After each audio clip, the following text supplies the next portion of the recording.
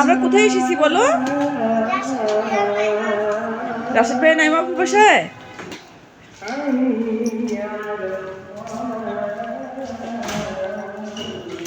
এখন এই যে আমরা বের চলে যাচ্ছি। ভাইয়া নিচে এসছে, দাঁড়াও এটা খুলে দিই।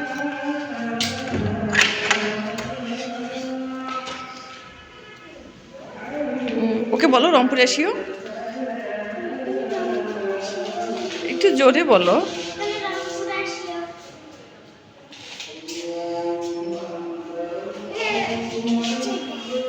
জিতা আমরা কোথায় যাচ্ছি?